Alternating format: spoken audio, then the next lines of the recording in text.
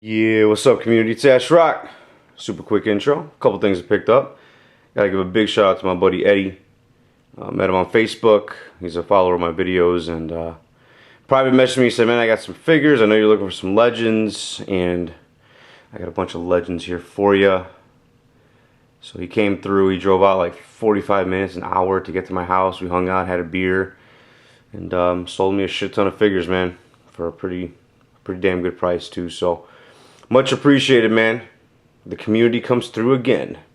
Play that funky intro. Ash Rock, Ash Rock, Ash Rock, Ash Rock. You hear me, motherfucker?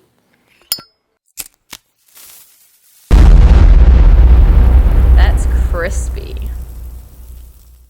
What is up, Marvel Legends fanatics? It is Ash Rock back with another review. This is going to be on the Marvel Legends Toys R Us exclusive all-new X-Men. Let's look at the packaging super quick. On the front, you can see the all-new X-Men. There it is. That is the comic book cover as well. So very, very nice. On the bottom right, Marvel Legends, and then the Toys R Us logo. Again, this is a Toys R Us exclusive. On the side, nothing serious. Both sides, all-new X-Men, Marvel at the bottom. And on the back, you can see a picture of them out of their packaging with some very, very shitty posing. Look at Beast. He is taking a dump right now. And the bio with mutants on the brink of civil war. Heroes from the past are summoned to protect the future. Again, very, very nice. Very great books, man. You guys got to read those books. And on the front, you can see right here, this little flap actually opens up. It's a little door. And there's all your figures right there, all sitting there nice and pretty. And on the inside of the flap, you can see it's the same exact image with the names of the characters. And then the bio, the same bio that you saw on the back. Back to the review. And there you have it. So pretty cool packaging, unique packaging. We've seen it time and time again. But here is the set. This is based on the all-new X-Men comic book that came out about a year ago, right after AVX, which... AVX sucked balls, but the all-new X-Men comic book, however, has been great. I've been reading almost... I'm pretty much caught up. I think with the last 3 or 4 issues I didn't read, but great read if you're a big X-Men fan, and I'm all about it, and that's why I'm reviewing this for you guys today.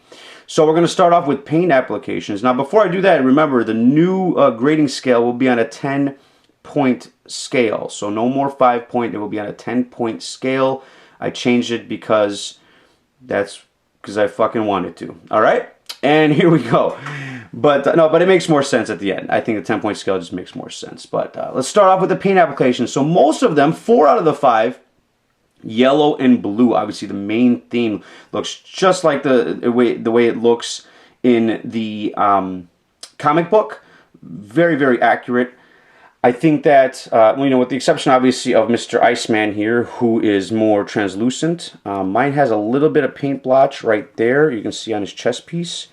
Okay, but nothing over the top. I thought this guy came out really, really nice as well. But he's very, very, very simple. As well are the rest of these characters. Now, these characters obviously based on the 60s. That's what they looked like back then. From Cyclops to Marvel Girl to Beast and everybody else. So we'll zoom in on some of the different characters. So you can see Cyclops visor came out really, really nice. I think that is sweet. Iceman as well, very, very neat with the head sculpt. I like it a lot. The white eyes, very, very pretty. Mr. Beast, again, very simple but nice. I think they did a great job with the head sculpt on this one. I like it, man. He's kind of bigger. He's got that big jawline. Really, really neat. I'm digging it big time. And then Beast does have some hairy feet, so I think that's kind of cool. They did that. And the hairy arms, but not much detail on the hairy arms or anything like that. Angel, not a big fan of the head sculpt. I don't know if it's because of the droopy eyes. He's kind of got one eye looking one way, the other eye looking the other way. He's got this weird perverted smirk, you know? Like, nice ass, Gene. Oh, sorry, Cyclops. And his wings, very, very nice with the wings. I don't think anything super serious in terms of fine detail. They're pretty plain, but still very, very nice. I think pretty accurate to the comic, so I like it. And then Jean's ass. I mean, that is very, very curvaceous. Oh, I'm sorry. But Jean's head sculpt, I thought that came out really, really nice too, man. I think they did a great job with it. Sometimes it can be very difficult when you're dealing with a mask and hair in particular, especially when it's kind of blended in as a complete mold part of the head and stuff like that. I think they did great though. It came out the back really nice, kind of wavy here and there, and then all the way up to the front. And then the likeliness of the eyes and the face sculpt and everything, beautiful. Really, really good job.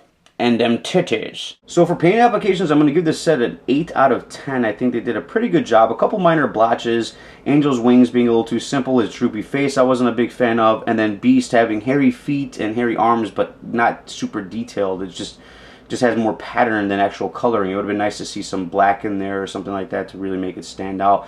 But I mean, you can't really mess up too much with these figures. They have very simple costumes. They're all the same theme, with the exception of Iceman obviously being in his he's just pretty much naked. But yeah, not bad at all. Now articulation.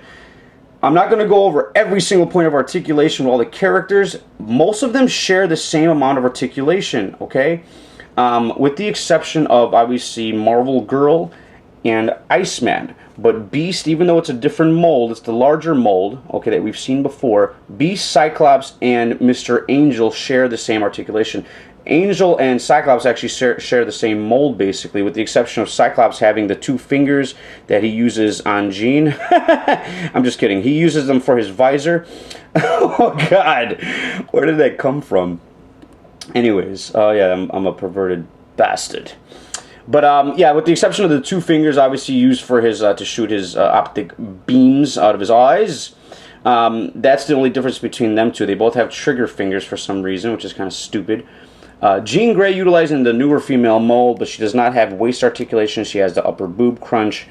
She does have a ball on the head, no hinge, okay? But even if it did, it would be very, very limited with the hair, so it's kind of understandable there. She's got a hinge up here, no upper bicep, single jointed elbow, which is kind of lame, but whatever. She's got wrist articulation, so she's got a hinge there, it rotates all the way around. Right there, at the upper leg there. Upper thigh, double jointed knees. She does have ankle rockers, which is good to see. And then Iceman, he's using a different mold than the other characters. Okay, let me get her back on here. Stand up, slut. There you go. And then Iceman, similar articulation to the rest of them, with the exception of a ankle pivot. So he does not have an ankle pivot. He's using the same mold, I believe, as Claw. I want to say. So yeah, that's what it looks like. But so he's a little thinner, but which is fine. I mean, he's a little too thin maybe, but it's still not bad. And then he's got all the same articulation, so they all have the same articulation.